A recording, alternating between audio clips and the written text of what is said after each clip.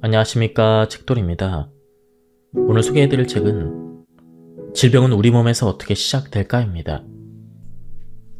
저자는 데라다 다케시, 출판사는 전나무 숲입니다. 바로 본문을 보겠습니다. 부신피로는 무엇 때문에 생길까요? 대답은 아래와 같습니다. 만성염증, 저혈당, 수면 부족, 스트레스, 운동 부족. 이 5가지 현상이 보조인자 3종, 즉 미토콘드리아, 신경 전달물질, 호르몬의 기능을 떨어뜨리고 장내 환경을 황폐화하며 간의 해독력을 약화시킴으로써 질병을 일으키는 만병의 근원 원인입니다. 이들 근본 원인 5가지는 식사와 운동, 수면이라는 생활습관에서 비롯됩니다. 그런데 이 5가지 근본 원인을 일으키지 않기 위한 식사, 운동, 수면의 비법을 알고서 생활습관을 보완해 나가면 부신피로를 개선하고 간의 해독작용과 장내 환경을 정상화하며 결과적으로 심신의 모든 불편을 예방하거나 치료할 수가 있습니다. 이것이 내가 이 책을 통해 알리고 싶은 핵심인 것이죠. 질병을 일으키는 근본 원인 5가지 중 2번째는 저혈당입니다. 당질 제한식이나 혈당을 낮춘다고 광고하는 특정 기능성 식품 때문에 거리낌 없이 혈당은 유해물이라는 인식이 퍼져 있습니다. 그러나 당은 신체 활동의 필수적인 에너지원이죠. 우리가 음식을 먹으면 식재료에 함유된 탄수화물 등이 소화 흡수되어 포도당이 됩니다. 이 포도당은 뇌와 신경계, 적혈구, 근육 등의 작용에서 중요한 에너지로 쓰입니다. 혈당치란 포도당이 혈액 속에 포함된 농도를 말합니다. 일반적으로 혈당이 70 이하가 되면 우리 몸은 혈당을 올리려고 합니다. 이 상태를 저혈당이라고 합니다. 게다가 혈당이 50 미만이 되면 뇌 등의 중추신경이 에너지 부족 상태에 빠져서 식은땀과 두근거림 따위의 증상이 나타나고 혈당이 30 이하로 밑돌면 의식을 상실하거나 혼수 상태에 빠집니다. 질병의 근본 원인 5가지 중에서도 특히 저혈당은 모든 질병의 근원이라 해도 될 정도로 발병 위험성을 높이고 있습니다. 왜냐하면 저혈당이 곧 미토콘드리아의 기능 장애이기 때문입니다. 미토콘드리아는 세포 속의 ATP라는 에너지를 만들어내는 세포 소기관입니다. 사람은 혈당과 지질, 단백질에서만 ATP를 만들어낼 수가 있습니다. 그 중에서도 혈당은 신속하게 에너지로 바꿀 수 있는 고효율의 재료입니다. 이러한 재료가 모자라는 저혈당 상태에서는 효율이 나쁜 지질이나 단백질에 의존할 수밖에 없습니다. 이런 상황이 미토콘드리아의 기능 저하로 이어집니다. 대중매체에서 당질 제한식 등 혈당을 낮추는 식단이 자주 소개되지만 혈당을 낮추려고 애쓰다가 오히려 혈당이 부족해지는 상태에 빠질 수가 있습니다. 이것은 중요도가 바뀐 결과라고 하지 않을 수 없습니다. 특히 코티솔 분비가 잘 되지 않는 부신 피로에 시달리는 사람은 지질과 단백질, 이로부터 에너지를 잘 만들어내지 못합니다. 이런 상황에서 당질을 제한하는 것은 매우 위험합니다. 특히 부신 피로에 시달리는 사람은 당질을 제한하기보다는 오히려 당질 섭취를 선택하는 것이 좋습니다. 한편 나는 평소에 당질을 지나칠 정도로 많이 섭취해서 저혈당과는 무관할 것이라고 생각하는 사람도 있을 것입니다. 사실 일상에서 우리는 알게 모르게 습관적으로 저혈당에 빠지기도 합니다. 예를 들어 아침밥을 거르고 점심에 라면이나 가락국수 같은 당질이 많은 식사를 하게 되면 식후에 혈당이 급격하게 올라갑니다. 보통 30분에서 1시간 만에 혈당이 최고치에 이른 뒤 급하강을 하는데, 이처럼 혈당의 변동이 심하면 공복감과 조바심, 졸음 등의 불편을 부리기도 하죠. 이렇게 혈당이 가파르게 올랐다가 내려가는 상태를 혈당 스파이크라고 합니다. 이 혈당 스파이크로 말미암아 저혈당 상태가 되면 혈당을 높이려고 부신에서 코티솔이 분비됩니다. 또한 야간에 저혈당 상태에 빠지면 아드레날린이 분비되죠. 이 때문에 HPA 축에 피드백 시스템에 차질이 생기고 부신 피로를 야기합니다. 수면 부족 또한 질병을 야기시키는 큰 원인 중 하나입니다. 일상에서 수면의 질을 높일 수가 있습니다. 살펴본 바와 같이 수면 부족은 우리가 겪는 불편 증상 중 하나로, 수면 시간을 확보한다고 해서 개선할 수 있는 문제가 아닙니다. 장내 환경이나 간 해독 기능을 정상화하고 영양을 충분히 섭취하면 수면의 질을 높이는데 한 걸음 다가갈 수 있을 것입니다. 또한 영양 면에서는 앞에서 지적한 구리 과잉과 비타민 B6의 부족을 먼저 해소해야 합니다. 질 좋은 수면의 전제 조건은 생체의 시계를 정상적으로 유지하는 것이죠.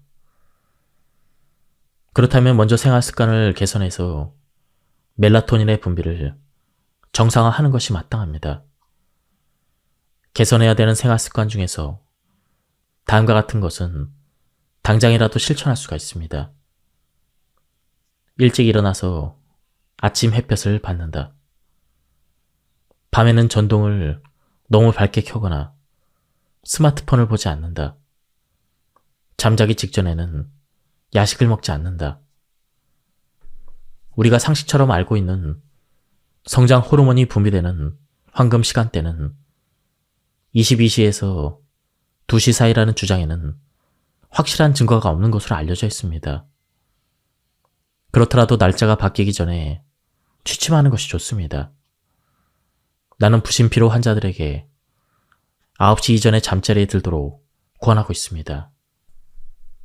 일이 끝나지 않아서 좀처럼 이른 시간대에 잠을 잘 수 없다면 남은 일을 다음날 아침으로 미루고 잠자리에 드는 것이 바람직하지 않을까 생각합니다. 아침에 햇볕을 받아 생체 시계를 리셋하고 그러고 나서 일을 하는 편이 효율 면에서도 유리합니다. 잠든 후에 90에서 120분 이내의 성장 호르몬이 가장 많이 분비됩니다. 그러므로 이 사이에 얼마나 깊은 수면에 들어갈 수 있느냐가 중요합니다. 깊은 수면에 가장 도움이 되는 것은 입욕입니다. 목욕을 한 직후에는 몸속에 체온이 올라가지만 우리 몸의 항상성 유지 기능이 작동해서 차츰 체온이 내려가죠. 목욕 후에 60분에서 90분이 지나 잠이 들면 몸통 체온이 낮아지고 손끝 발끝의 온도는 높은 상태가 됩니다. 이런 상태가 수면에 있어서는 최고입니다. 잠자리에 드는 시간이 불규칙하면 항상성에 반하기 때문에 질 좋은 잠을 자기 어렵죠. 주말에 푹 자면 된다고 생각하는 사람도 있는데 수면은 저축이 안 됩니다. 자율신경을 안정화시키기 위해서라도 정해진 시간에 자고 일어나야 합니다. 다음은 스트레스입니다. 인체의 생명을 유지하고 체내 환경을 관장하는 자율신경은 외부 환경의 다양한 변화에 우리의 몸을 적응시키는 역할을 하고 있죠. 평온한 환경 변화에는 신체가 잘 대응할 수 있지만 태풍처럼 급격히 기압이 저하되거나 기온의 변화가 생기면 그 상황에 몸을 무리하게 맞추려고 하다가 자율신경이 흐트러져서 스트레스를 받게 됩니다. 침착하자, 안정을 취하면 괜찮아 라며 자신을 타일러서 부교감신경이 우위를 차지하면 좋겠지만 부신피로 증상이 있는 사람은 그렇게 할 수 없습니다. 왜냐하면 변덕스러운 날씨와 기온 변화에 몸이 대응하지 못해서 혈압이 상승하거나 맥박 호흡이 빨라지거나 위와 장의 기능이 나빠져서 자신도 모르는 사이에 강한 스트레스를 받기 때문입니다.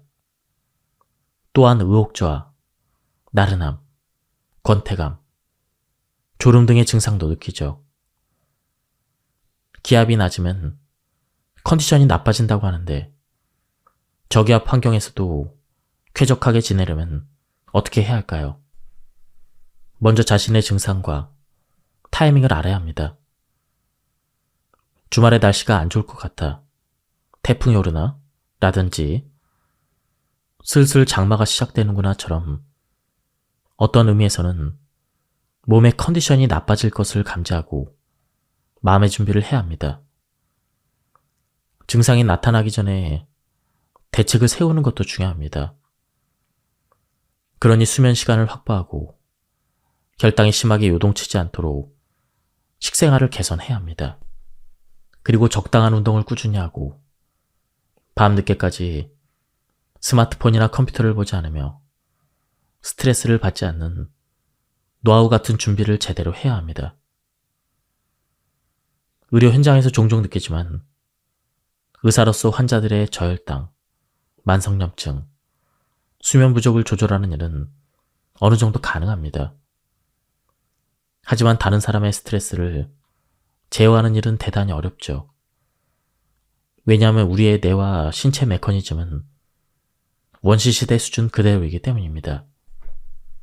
원시시대에는 스트레스 요인이 추위와 더위 같은 기후나 배고픔 등 손에 꼽을 정도로 적었지만 오늘날에는 인간관계, 돈, 압박, 트라우마, 회사 생활, 일자리 등 스트레스를 초래하는 원인이 다양해지고 복잡해졌습니다.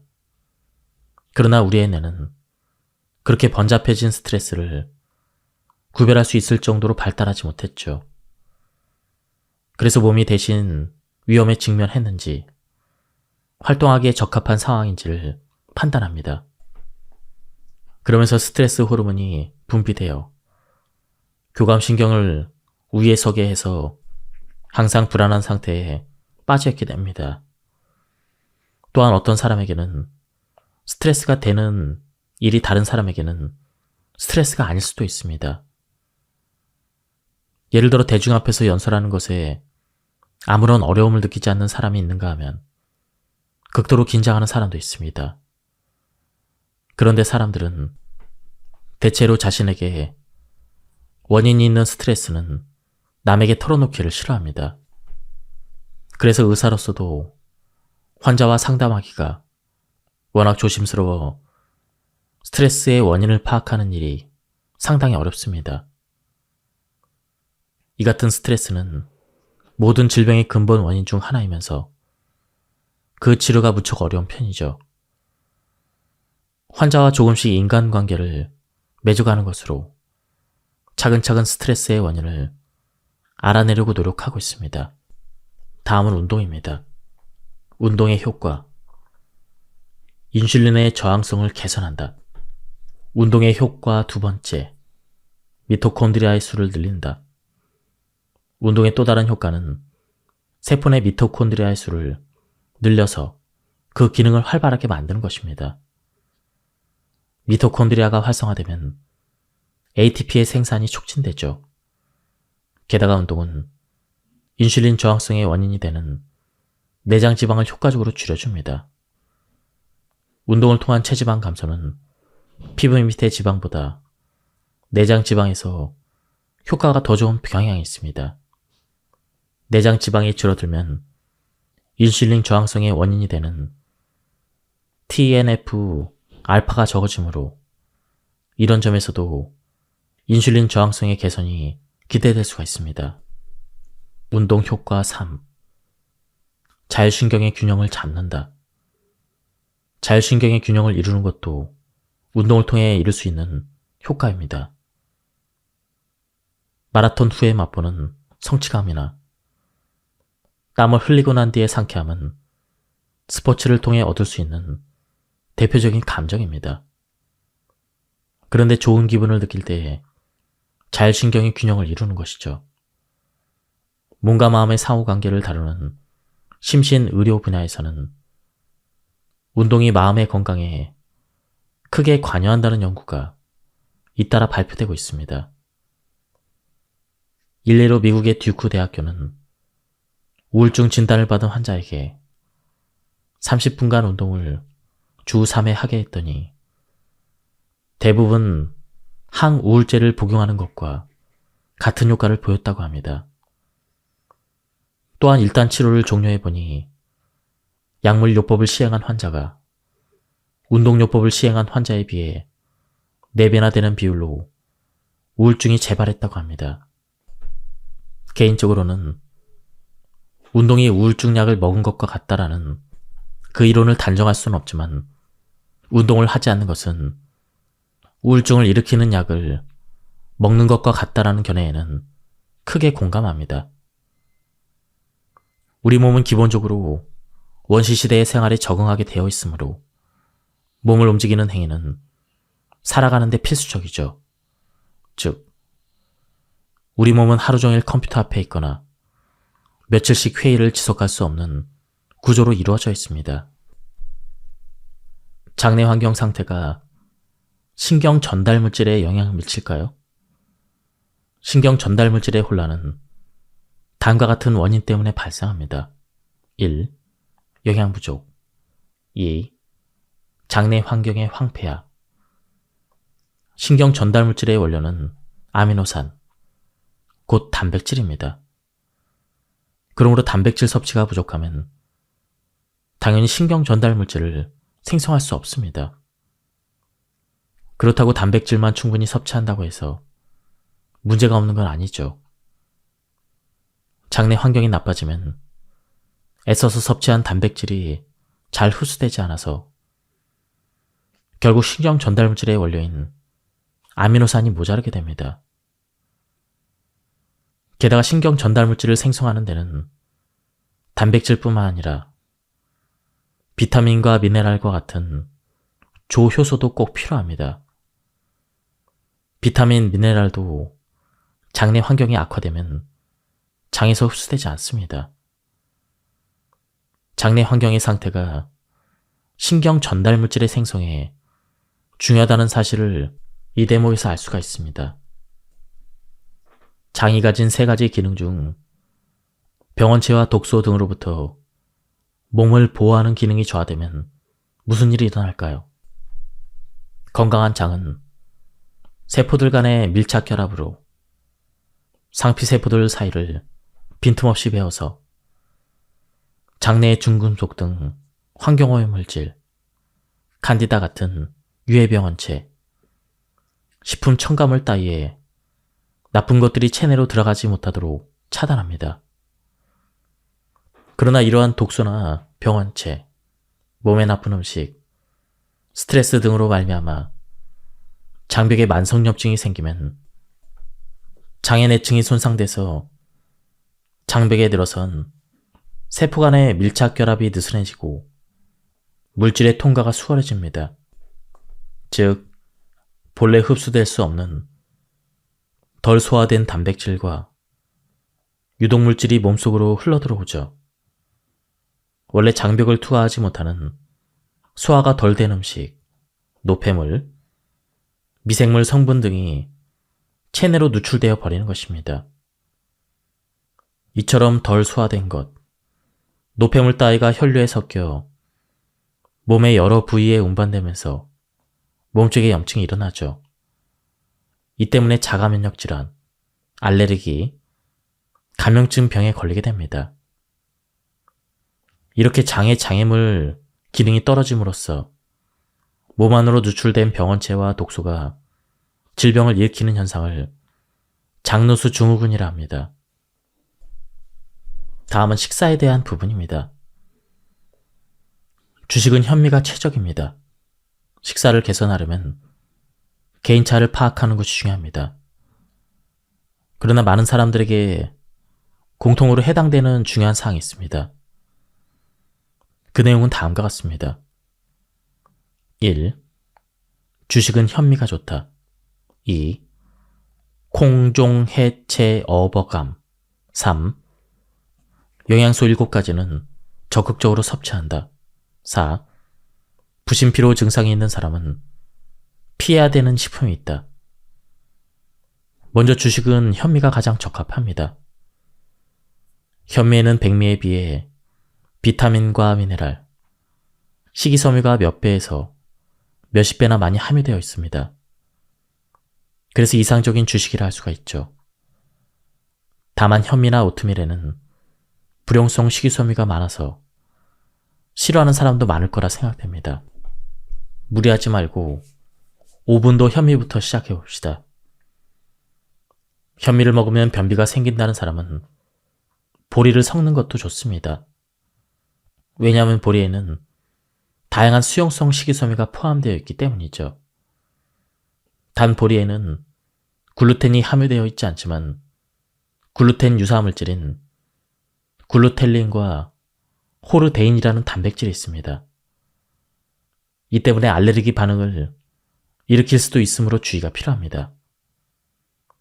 현미에 함유된 아부시스산의 독성이나 피트산이 일으키는 미네랄 흡수 장애 등을 지적하는 목소리도 있습니다.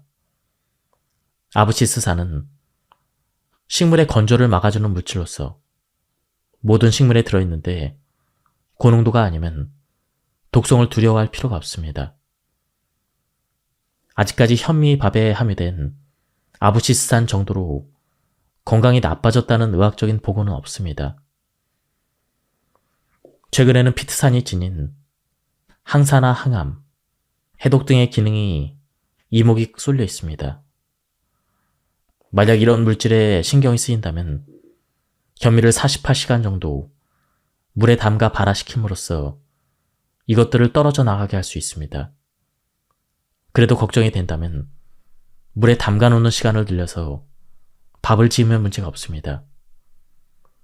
콩종, 해체, 어버감은 균형 잡힌 식사의 키워드로서 예로부터 자주 언급되었습니다. 이런 식품을 일상의 식사에서 골고루 섭취하는 것이 식생활의 기본 중 기본입니다. 먼저 콩입니다. 콩류. 다음은 종자류입니다. 깨나 호두, 땅콩 같은 종자류. 다음은 해조류입니다. 미역, 다시마, 김 등입니다. 채는 채소류입니다. 잎줄기 채소, 뿌리 채소, 꽃채소 등입니다. 어는 어패류입니다.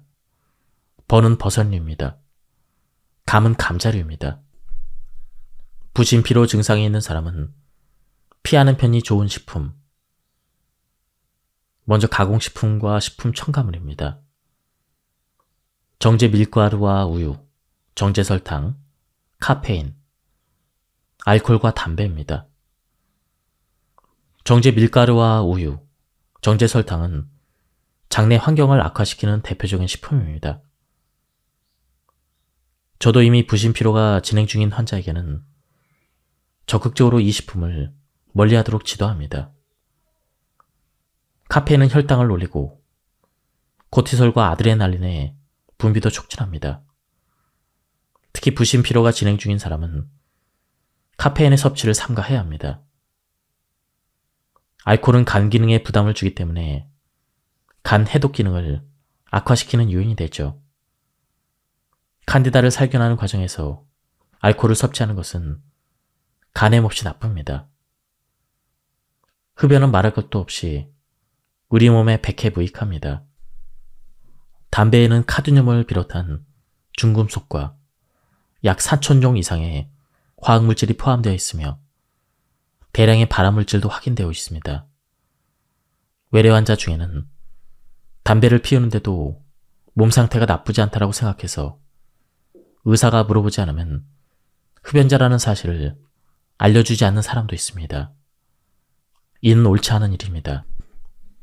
신경 전달 물질은 단백질로 만들어집니다.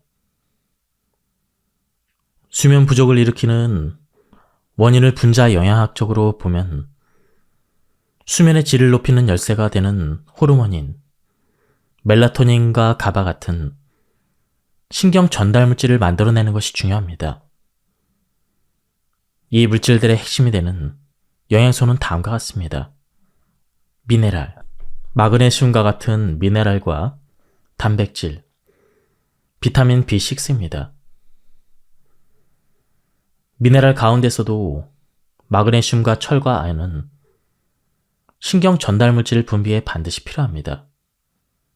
이들 미네랄은 억제계 신경 전달 물질인 가바 호르몬인 멜라토닌의 생성에 꼭 필요합니다. 수면 부족의 원인 중 하나가 구리 과잉이라 설명했습니다. 구리 과잉을 개선하는 점에서도 구리와 관계가 깊은 아연을 충분히 섭취하는 것이 중요합니다. 아연은 과잉 섭취의 가능성이 거의 없으므로 기회가 되는 대로 섭취해두고 구리가 많이 함유된 식품은 되도록 섭취를 피해야 합니다. 대표적으로 초콜릿이 있습니다. 다음은 단백질입니다. 수면 호르몬인 멜라토닌을 생성하는 재료는 억제계 신경 전달 물질인 세로토닌이며 이것의 원료는 트립토판입니다. 단백질이 잘 흡수되지 않으면 트립토판이 만들어지지 않습니다. 장내 환경이 나빠져서 단백질의 흡수 장애가 일어나면 아무리 단백질을 많이 섭취하더라도 멜라토닌을 생성할 수 없습니다. 다음은 비타민 B6입니다. 수면 부족 해소에 필수적인 또 하나의 영양소는 비타민 B6입니다. 이는 뇌 속의 신경 전달 물질인 세로토닌, 도파민, 노르아드레날린, 가바 등의 합성에 필수적인 영양소이죠. 비타민 B6는 음식이나 보충제로 섭취할 수 있지만 당질의 과잉 섭취와 음주 습관은 이를 소비해버리기 때문에 주의가 필요합니다. 다음은 장내 환경을 교란시키는 식품입니다. 먼저 밀가루입니다. 최근에는 쌀가루를 사용한 빵이나 글루텐 프리를 내세운, 즉 밀가루를 사용하지 않은 상품을 매장에서 볼 수가 있습니다. 왜 밀은 장내 환경을 교란시킬까요? 글루텐은 소화하기 어려운 단백질입니다. 또한 밀가루는 혈당을 급히 오르게 합니다. 그리고 글루텐에 함유된 글라이돌핀이 중독성을 부릅니다. 다음으로 장내 환경을 교란하는 식품은 우유입니다.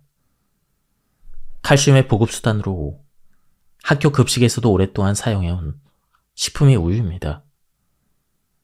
누구나 우유를 식탁에 올리는 데 익숙하지만 우유에 관한 인식이 최근에 바뀌고 있습니다.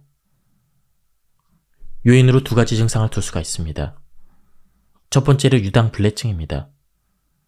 그 다음으로는 카세인 불내증입니다. 이러한 성분들은 배탈을 일으키는 부작용이 있습니다. 다음으로 장내 환경을 교란시키는 식품은 트랜스 지방산입니다. 트랜스 지방산은 마가린은 물론이고 유명 햄버거 체인점의 햄버거 그리고 감자튀김에도 들어있는 지방산입니다.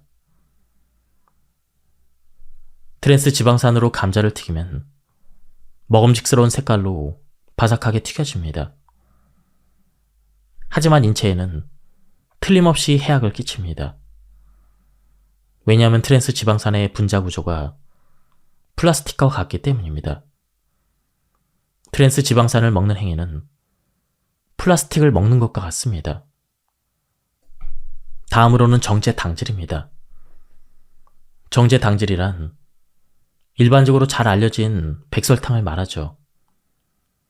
정제당질은 급격한 혈당 스파이크를 일으켜 심한 피로감이나 기분 침체를 야기합니다.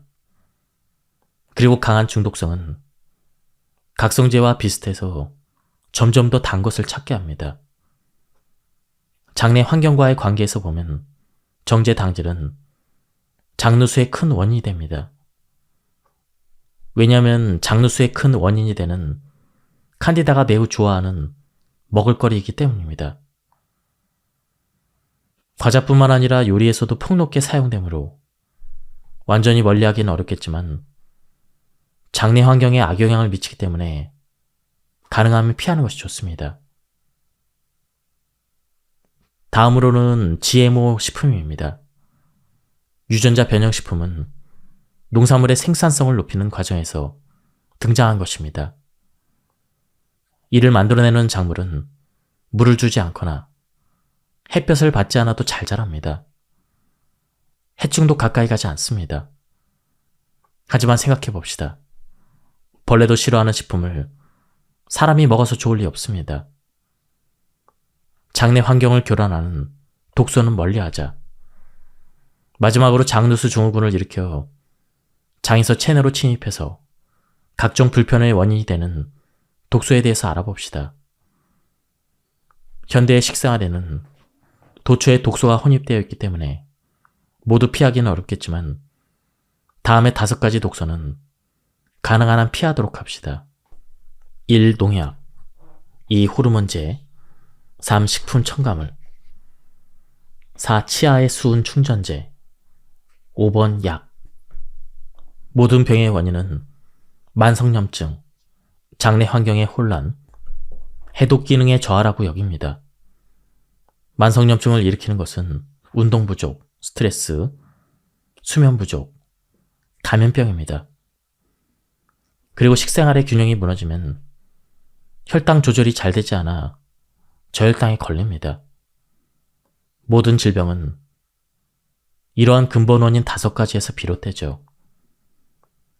저혈당은 미토콘드리아 기능장애로 이어지며 부신피로를 일으켜서 코티솔의 분비에 혼란을 주고 나아가서는 갑상생과 성호르몬 같은 호르몬의 분비 장애까지 발생시킵니다. 영양 상태가 나쁘면 도파민과 노르아드레날린, 세로토닌과 같은 신경 전달물질이 정상적으로 생성되지 않아서 우리 몸의 균형도 제대로 유지할 수 없습니다. 장내 환경이 중요한 것은 두말할 나위 없습니다. 먹지 말아야 했던 덜 소화된 음식물이나 독소가 일으키는 장누수를 개선하는 것은 물론 중요합니다. 칸디다를 살균하는 것도 당연히 중요합니다. 하지만 코티솔의 작용으로 염증이 개선되지 않으면 손상된 잔 점막이 복구되지 않으므로 결국 장내 환경이 좋아지지 않아 같은 증상이 재발할 수가 있습니다. 독소의 70%는 장에서 변으로 배설됩니다. 장내 환경의 개선 없이는 해독작용이 일어날 수 없습니다. 순서가 중요합니다. 원인을 알고 있어도 치료 순서가 틀려버리면 목적을 달성할 수 없습니다. 암과 같은 질병에 걸리지 않고 건강해지고 싶다면 다시 한번 이 책을 읽어보길 바랍니다. 지금까지 이 책에 대한 리뷰를 모두 마쳤습니다. 제가 발췌에 요약해서 설명드렸기 때문에 맥락이 많이 끊겼습니다. 한번 책을 구해서 읽어보실 것을 추천드립니다. 여기서 리뷰를 마치도록 하겠습니다. 감사합니다. 안녕하십니까, 책돌입니다. 오늘 소개해드릴 책은 질병은 우리 몸에서 어떻게 시작될까입니다. 저자는 데라다 다케시, 출판사는 전나무 숲입니다. 바로 본문을 보겠습니다. 부신피로는 무엇 때문에 생길까요? 대답은 아래와 같습니다. 만성염증, 저혈당, 수면 부족, 스트레스, 운동 부족. 이 5가지 현상이 보조인자 3종, 즉 미토콘드리아, 신경 전달물질, 호르몬의 기능을 떨어뜨리고 장내 환경을 황폐화하며 간의 해독력을 약화시킴으로써 질병을 일으키는 만병의 근원 원인입니다. 이들 근본 원인 5가지는 식사와 운동, 수면이라는 생활 습관에서 비롯됩니다. 그런데 이 5가지 근본 원인을 일으키지 않기 위한 식사, 운동, 수면의 비법을 알고서 생활 습관을 보완해 나가면 부신 피로를 개선하고 간의 해독작용과 장내 환경을 정상화하며 결과적으로 심신의 모든 불편을 예방하거나 치료할 수가 있습니다. 이것이 내가 이 책을 통해 알리고 싶은 핵심인 것이죠. 질병을 일으키는 근본 원인 5가지 중 2번째는 저혈당입니다. 당질 제한식이나 혈당을 낮춘다고 광고하는 특정 기능성 식품 때문에 거리낌 없이 혈당은 유해물이라는 인식이 퍼져 있습니다.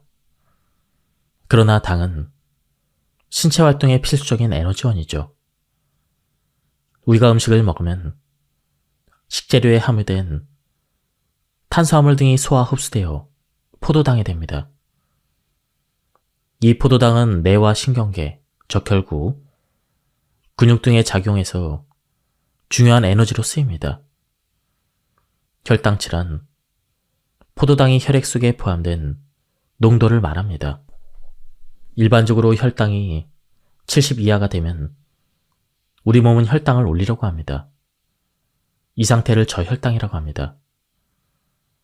게다가 혈당이 50 미만이 되면 뇌 등의 중추신경이 에너지 부족 상태에 빠져서 식은땀과 두근거림 따위의 증상이 나타나고 혈당이 30 이하로 밑돌면 의식을 상실하거나 혼수 상태에 빠집니다.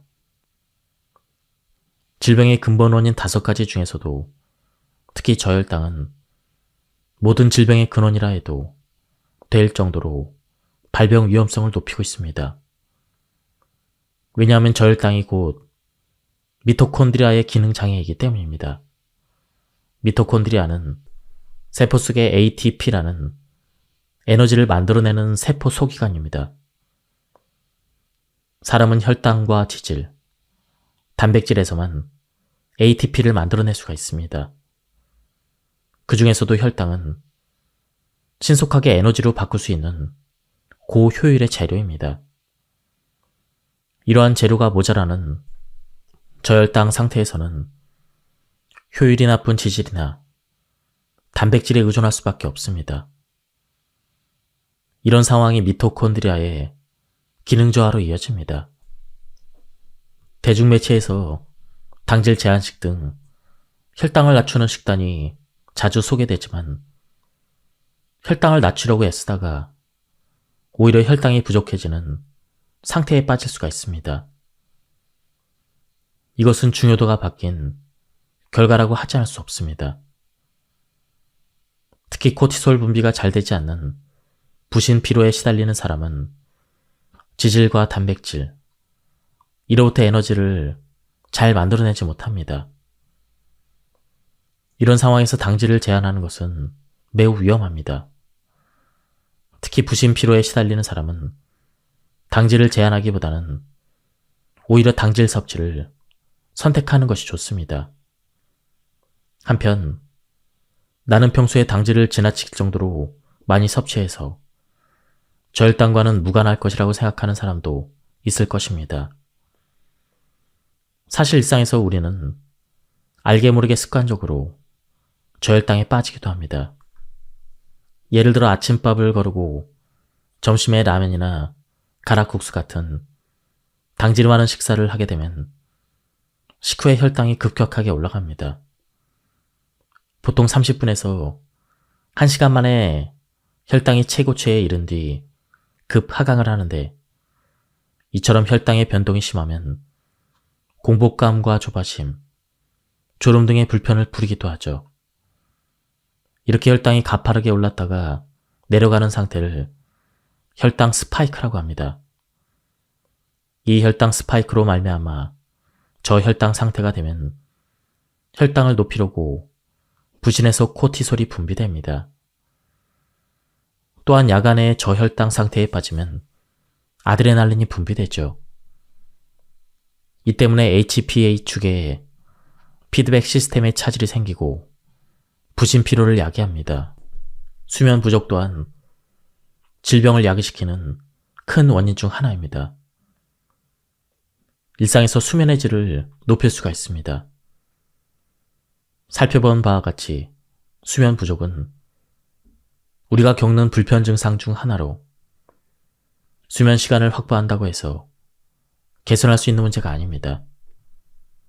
장내 환경이나 간 해독 기능을 정상화하고 영양을 충분히 섭취하면 수면의 질을 높이는데 한 걸음 다가갈 수 있을 것입니다.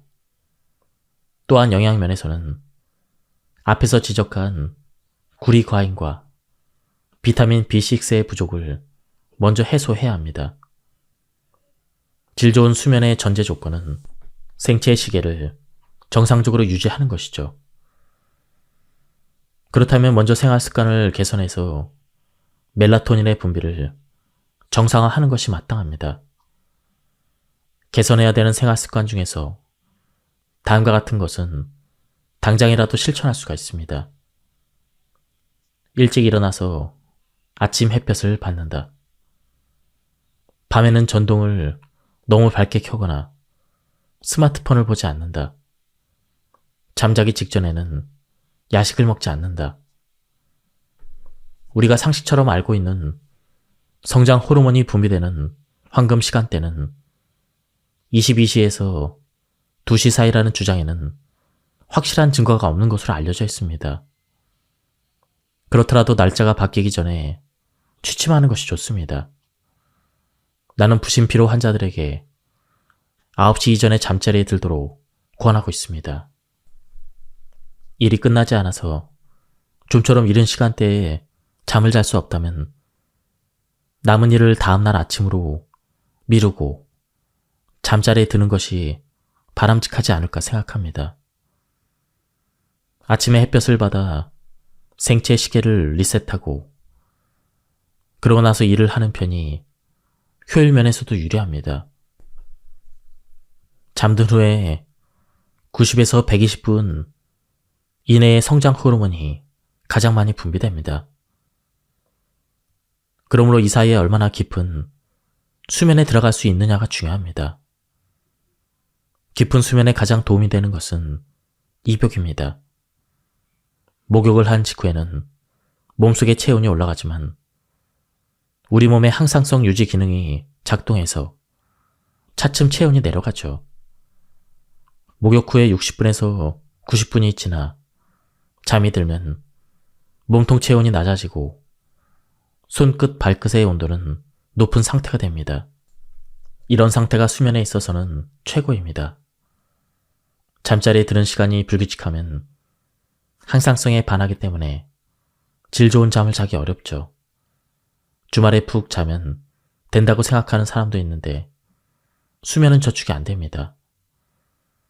자율신경을 안정화시키기 위해서라도 정해진 시간에 자고 일어나야 합니다. 다음은 스트레스입니다. 인체의 생명을 유지하고 체내 환경을 관장하는 자율신경은 외부 환경의 다양한 변화에 우리의 몸을 적응시키는 역할을 하고 있죠.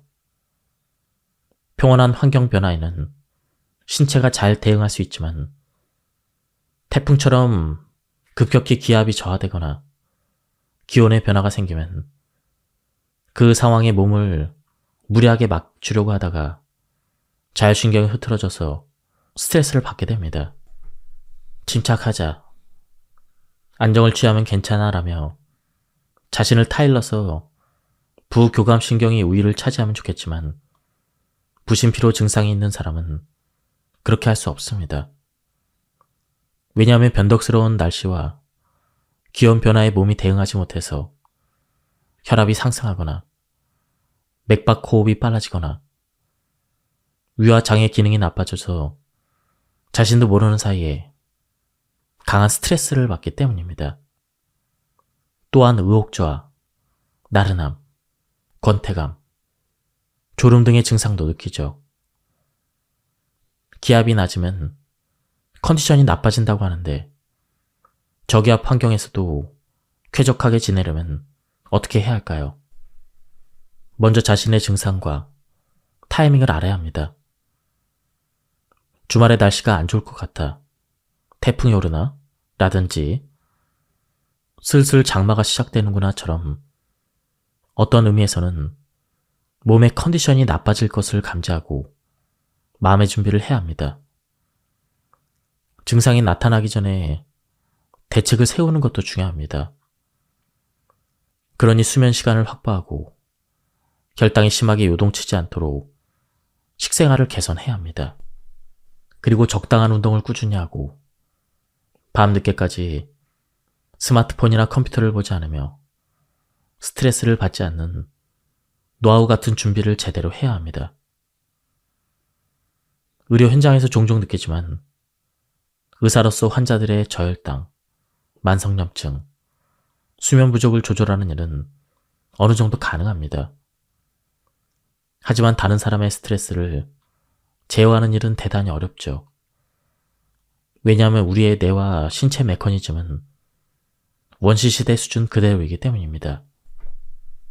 원시시대에는 스트레스 요인이 추위와 더위 같은 기후나 배고픔 등 손에 꼽을 정도로 적었지만 오늘날에는 인간관계, 돈, 압박, 트라우마, 회사 생활, 일자리 등 스트레스를 초래하는 원인이 다양하지고 복잡해졌습니다. 그러나 우리의 뇌는 그렇게 번잡해진 스트레스를 구별할 수 있을 정도로 발달하지 못했죠. 그래서 몸이 대신 위험에 직면했는지 활동하기에 적합한 상황인지를 판단합니다. 그러면서 스트레스 호르몬이 분비되어 교감신경을 우위에 서게 해서 항상 불안한 상태에 빠져 있게 됩니다. 또한 어떤 사람에게는 스트레스가 되는 일이 다른 사람에게는 스트레스가 아닐 수도 있습니다. 예를 들어 대중 앞에서 연설하는 것에 아무런 어려움을 느끼지 않는 사람이 있는가 하면 극도로 긴장하는 사람도 있습니다. 그런데 사람들은 대체로 자신에게 원인이 있는 스트레스는 남에게 털어놓기를 싫어합니다. 그래서 의사로서도 환자와 상담하기가 워낙 조심스러워 스트레스의 원인을 파악하는 일이 상당히 어렵습니다. 이 같은 스트레스는 모든 질병의 근본 원인 중 하나이면서 그 치료가 무척 어려운 편이죠. 환자와 조금씩 인간관계를 맺어가는 것으로 차근차근 스트레스의 원인을 알아내려고 노력하고 있습니다. 다음은 운동입니다. 운동의 효과. 인슐린의 저항성을 개선한다. 운동의 효과 두 번째. 미토콘드리아의 수를 늘린다. 운동의 또 다른 효과는 세포 내 미토콘드리아의 수를 늘려서 그 기능을 활발하게 만드는 것입니다. 미토콘드리아가 활성화되면 ATP의 생산이 촉진되죠. 게다가 운동은 인슐린 저항성의 원인이 되는 내장 지방을 효과적으로 줄여줍니다. 운동을 통한 체지방 감소는 피부 밑의 지방보다 내장 지방에서 효과가 더 좋은 경향이 있습니다. 내장 지방이 줄어들면 인슐린 저항성의 원인이 되는 TNF-알파가 적어지므로 이런 점에서도 인슐린 저항성의 개선이 기대될 수가 있습니다. 운동 효과 3. 자율신경의 균형을 잡는다. 자율신경의 균형을 이루는 것도 운동을 통해 이룰 수 있는 효과입니다. 마라톤 후에 맛보는 성취감이나 땀을 흘리고 난 뒤의 상쾌함은 스포츠를 통해 얻을 수 있는 대표적인 감정입니다. 그런데 좋은 기분을 느낄 때에 자율신경의 균형을 이루는 것이죠. 몸과 마음의 상호관계를 다루는 심신의료 분야에서는 운동이 마음의 건강에 크게 관여한다는 연구가 잇따라 발표되고 있습니다. 일례로 미국의 듀크 대학교는 우울증 진단을 받은 환자에게 30분간 운동을 주 3회 하게 했더니 대부분 항우울제를 복용하는 것과 같은 효과를 보였다고 합니다. 또한 일단 치료를 종료해보니 약물요법을 시행한 환자가 운동요법을 시행한 환자에 비해 4배나 되는 비율로 우울증이 재발했다고 합니다. 개인적으로는 운동이 우울증 약을 먹은 것과 같다라는 그 이론을 단정할 수는 없지만 운동을 하지 않는 것은 우울증을 일으키는 약을 먹는 것과 같다라는 견해에는 크게 공감합니다. 우리 몸은 기본적으로 원시시대의 생활에 적응하게 되어 있으므로 몸을 움직이는 행위는 살아가는 데 필수적이죠. 즉, 우리 몸은 하루 종일 컴퓨터 앞에 있거나 며칠씩 회의를 지속할 수 없는 구조로 이루어져 있습니다.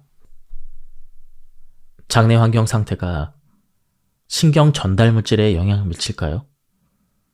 신경 전달 물질의 혼란은 다음과 같은 원인 때문에 발생합니다. 1. 영양 부족. 2. 장내 환경의 황폐화. 신경 전달 물질의 원료는 아미노산, 곧 단백질입니다. 그러므로 단백질 섭취가 부족하면 당연히 신경 전달 물질을 생성할 수 없습니다. 그렇다고 단백질만 충분히 섭취한다고 해서 문제가 없는 건 아니죠. 장내 환경이 나빠지면 애써서 섭취한 단백질이 잘 흡수되지 않아서 결국 신경 전달 물질의 원료인 아미노산이 모자르게 됩니다. 게다가 신경 전달 물질을 생성하는 데는 단백질뿐만 아니라 비타민과 미네랄과 같은 조효소도 꼭 필요합니다. 비타민, 미네랄도 장내 환경이 악화되면 장에서 흡수되지 않습니다. 장내 환경의 상태가 신경 전달 물질의 생성에 중요하다는 사실을 이 대목에서 알 수가 있습니다. 장이 가진 3가지 기능 중 병원체와 독소 등으로부터 몸을 보호하는 기능이 저하되면 무슨 일이 일어날까요? 건강한 장은 세포들 간의 밀착 결합으로 상피세포들 사이를 빈틈없이 베어서 장내의 중금속 등 환경오염 물질, 칸디다 같은 유해병원체, 식품 첨가물 따위에 나쁜 것들이 체내로 들어가지 못하도록 차단합니다. 그러나 이러한 독소나 병원체, 몸에 나쁜 음식, 스트레스 등으로 말미암아 장벽에 만성염증이 생기면 장의 내층이 손상돼서 장벽에 들어선 세포 간의 밀착 결합이 느슨해지고 물질의 통과가 수월해집니다. 즉, 본래 흡수될 수 없는 덜 소화된 단백질과 유독물질이 몸속으로 흘러들어오죠. 원래 장벽을 투과하지 못하는 소화가 덜 된 음식, 노폐물, 미생물 성분 등이 체내로 누출되어 버리는 것입니다. 이처럼 덜 소화된 것, 노폐물 따위가 혈류에 섞여 몸의 여러 부위에 운반되면서 몸속에 염증이 일어나죠. 이 때문에 자가면역 질환, 알레르기, 감염증 병에 걸리게 됩니다. 이렇게 장의 장애물 기능이 떨어짐으로써 몸 안으로 누출된 병원체와 독소가 질병을 일으키는 현상을 장누수 증후군이라 합니다. 다음은 식사에 대한 부분입니다. 주식은 현미가 최적입니다. 식사를 개선하려면 개인차를 파악하는 것이 중요합니다. 그러나 많은 사람들에게 공통으로 해당되는 중요한 사항이 있습니다. 그 내용은 다음과 같습니다. 1. 주식은 현미가 좋다. 2. 콩종, 해체, 어버감. 3. 영양소 7가지는 적극적으로 섭취한다. 4. 부신피로 증상이 있는 사람은 피해야 되는 식품이 있다. 먼저 주식은 현미가 가장 적합합니다. 현미에는 백미에 비해 비타민과 미네랄, 식이섬유가 몇 배에서 몇십 배나 많이 함유되어 있습니다. 그래서 이상적인 주식이라 할 수가 있죠. 다만 현미나 오트밀에는 불용성 식이섬유가 많아서 싫어하는 사람도 많을 거라 생각됩니다. 무리하지 말고 5분도 현미부터 시작해 봅시다. 현미를 먹으면 변비가 생긴다는 사람은 보리를 섞는 것도 좋습니다. 왜냐하면 보리에는 다양한 수용성 식이섬유가 포함되어 있기 때문이죠. 단 보리에는 글루텐이 함유되어 있지 않지만 글루텐 유사물질인 글루텔린과 호르데인이라는 단백질이 있습니다. 이 때문에 알레르기 반응을 일으킬 수도 있으므로 주의가 필요합니다. 현미에 함유된 아부시스산의 독성이나 피트산이 일으키는 미네랄 흡수 장애 등을 지적하는 목소리도 있습니다.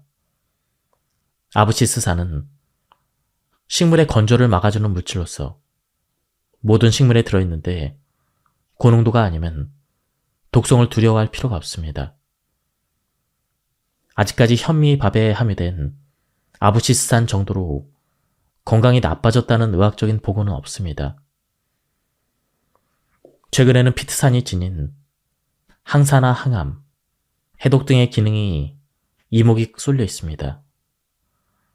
만약 이런 물질에 신경이 쓰인다면 현미를 48시간 정도 물에 담가 발화시킴으로써 이것들을 떨어져 나가게 할 수 있습니다.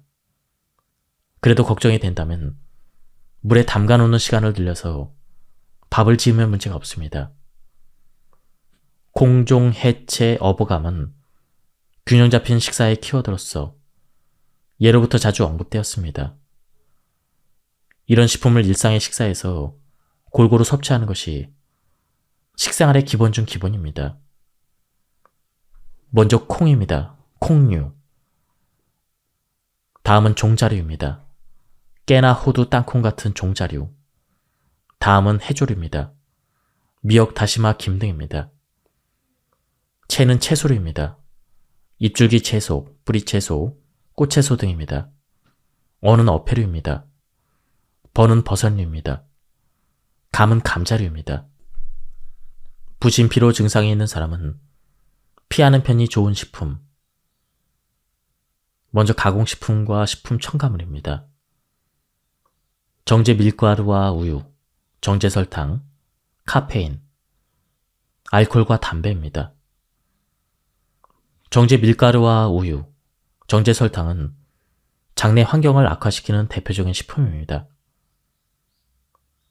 저도 이미 부신피로가 진행 중인 환자에게는 적극적으로 이 식품을 멀리하도록 지도합니다.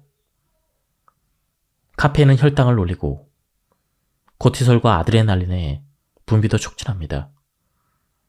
특히 부신피로가 진행 중인 사람은 카페인의 섭취를 삼가해야 합니다. 알코올은 간 기능에 부담을 주기 때문에 간 해독 기능을 악화시키는 요인이 되죠. 칸디다를 살균하는 과정에서 알코올을 섭취하는 것은 간에 몹시 나쁩니다. 흡연은 말할 것도 없이 우리 몸에 백해무익합니다. 담배에는 카드뮴을 비롯한 중금속과 약 4,000종 이상의 화학물질이 포함되어 있으며 대량의 발암물질도 확인되어 있습니다. 외래 환자 중에는 담배를 피우는데도 몸 상태가 나쁘지 않다고 생각해서 의사가 물어보지 않으면 흡연자라는 사실을 알려주지 않는 사람도 있습니다. 이는 옳지 않은 일입니다. 신경 전달물질은 단백질로 만들어집니다.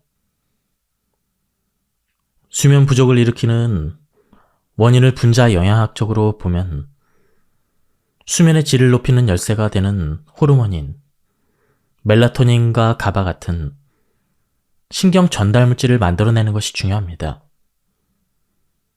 이 물질들의 핵심이 되는 영양소는 다음과 같습니다. 미네랄, 마그네슘과 같은 미네랄과 단백질, 비타민 B6입니다. 미네랄 가운데서도 마그네슘과 철과 아연은 신경 전달 물질 분비에 반드시 필요합니다. 이들 미네랄은 억제계 신경 전달 물질인 가바 호르몬인 멜라토닌의 생성에 꼭 필요합니다. 수면 부족의 원인 중 하나가 구리 과잉이라 설명했습니다. 구리 과잉을 개선하는 점에서도 구리와 관계가 깊은 아연을 충분히 섭취하는 것이 중요합니다. 아연은 과잉 섭취의 가능성이 거의 없으므로 기회가 되는 대로 섭취해두고 구리가 많이 함유된 식품은 되도록 섭취를 피해야 합니다. 대표적으로 초콜릿이 있습니다. 다음은 단백질입니다. 수면 호르몬인 멜라토닌을 생성하는 재료는 억제계 신경 전달 물질인 세로토닌이며 이것의 원료는 트립토판입니다. 단백질이 잘 흡수되지 않으면 트립토판이 만들어지지 않습니다. 장내 환경이 나빠져서 단백질의 흡수 장애가 일어나면 아무리 단백질을 많이 섭취하더라도 멜라토닌을 생성할 수 없습니다. 다음은 비타민 B6입니다. 수면 부족 해소에 필수적인 또 하나의 영양소는 비타민 B6입니다. 이는 뇌 속의 신경 전달 물질인 세로토닌, 도파민, 노르아드레날린, 가바 등의 합성에 필수적인 영양소이죠. 비타민 B6는 음식이나 보충제로 섭취할 수 있지만 당질의 과잉 섭취와 음주 습관은 이를 소비해버리기 때문에 주의가 필요합니다. 다음은 장내 환경을 교란시키는 식품입니다. 먼저 밀가루입니다. 최근에는 쌀가루를 사용한 빵이나 글루텐 프리를 내세운, 즉 밀가루를 사용하지 않은 상품을 매장에서 볼 수가 있습니다. 왜 밀은 장내 환경을 교란시킬까요? 글루텐은 소화하기 어려운 단백질입니다. 또한 밀가루는 혈당을 급히 오르게 합니다. 그리고 글루텐에 함유된 글라이돌핀이 중독성을 부릅니다. 다음으로 장내 환경을 교란하는 식품은 우유입니다. 칼슘의 보급수단으로 학교 급식에서도 오랫동안 사용해온 식품이 우유입니다. 누구나 우유를 식탁에 올리는 데 익숙하지만 우유에 관한 인식이 최근에 바뀌고 있습니다. 요인으로 두 가지 증상을 둘 수가 있습니다. 첫 번째로 유당불내증입니다. 그 다음으로는 카세인 불내증입니다. 이러한 성분들은 배탈을 일으키는 부작용이 있습니다. 다음으로 장내 환경을 교란시키는 식품은 트랜스 지방산입니다. 트랜스 지방산은 마가린은 물론이고 유명 햄버거 체인점의 햄버거 그리고 감자튀김에도 들어있는 지방산입니다. 트랜스 지방산으로 감자를 튀기면 먹음직스러운 색깔로 바삭하게 튀겨집니다. 하지만 인체에는 틀림없이 해악을 끼칩니다. 왜냐하면 트랜스 지방산의 분자 구조가 플라스틱과 같기 때문입니다. 트랜스 지방산을 먹는 행위는 플라스틱을 먹는 것과 같습니다. 다음으로는 정제당질입니다. 정제당질이란 일반적으로 잘 알려진 백설탕을 말하죠. 정제당질은 급격한 혈당 스파이크를 일으켜 심한 피로감이나 기분 침체를 야기합니다. 그리고 강한 중독성은 각성제와 비슷해서 점점 더 단 것을 찾게 합니다. 장내 환경과의 관계에서 보면 정제당질은 장누수의 큰 원인이 됩니다. 왜냐하면 장누수의 큰 원인이 되는 칸디다가 매우 좋아하는 먹을거리이기 때문입니다. 과자뿐만 아니라 요리에서도 폭넓게 사용되므로 완전히 멀리하기는 어렵겠지만 장내 환경에 악영향을 미치기 때문에 가능하면 피하는 것이 좋습니다. 다음으로는 GMO 식품입니다. 유전자 변형식품은 농산물의 생산성을 높이는 과정에서 등장한 것입니다. 이를 만들어내는 작물은 물을 주지 않거나 햇볕을 받지 않아도 잘 자랍니다. 해충도 가까이 가지 않습니다. 하지만 생각해 봅시다. 벌레도 싫어하는 식품을 사람이 먹어서 좋을 리 없습니다. 장내 환경을 교란하는 독소는 멀리하자. 마지막으로 장누수 증후군을 일으켜 장에서 체내로 침입해서 각종 불편의 원인이 되는 독소에 대해서 알아봅시다. 현대의 식생활에는 도초에 독소가 혼입되어 있기 때문에 모두 피하기는 어렵겠지만 다음에 5가지 독소는 가능한 한 피하도록 합시다. 1. 농약 2. 호르몬제 3. 식품 첨가물 4. 치아의 수은 충전제 5번 약. 모든 병의 원인은 만성염증, 장내 환경의 혼란, 해독 기능의 저하라고 여깁니다. 만성염증을 일으키는 것은 운동 부족, 스트레스, 수면 부족, 감염병입니다. 그리고 식생활의 균형이 무너지면 혈당 조절이 잘 되지 않아 저혈당에 걸립니다. 모든 질병은 이러한 근본 원인 5가지에서 비롯되죠. 저혈당은 미토콘드리아 기능장애로 이어지며 부신 피로를 일으켜서 코티솔의 분비에 혼란을 주고 나아가서는 갑상생과 성호르몬 같은 호르몬의 분비 장애까지 발생시킵니다. 영양 상태가 나쁘면 도파민과 노르아드레날린, 세로토닌과 같은 신경 전달 물질이 정상적으로 생성되지 않아서 우리 몸의 균형도 제대로 유지할 수 없습니다. 장내 환경이 중요한 것은 두말할 나위 없습니다. 먹지 말아야 했던 덜 소화된 음식물이나 독소가 일으키는 장 누수를 개선하는 것은 물론 중요합니다. 칸디다를 살균하는 것도 당연히 중요합니다. 하지만 코티솔의 작용으로 염증이 개선되지 않으면 손상된 잔 점막이 복구되지 않으므로 결국 장내 환경이 좋아지지 않아 같은 증상이 재발할 수가 있습니다. 독소의 70%는 장에서 변으로 배설됩니다. 장내 환경의 개선 없이는 해독작용이 일어날 수 없습니다. 순서가 중요합니다.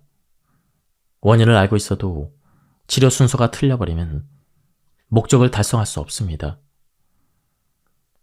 암과 같은 질병에 걸리지 않고 건강해지고 싶다면 다시 한번 이 책을 읽어보길 바랍니다.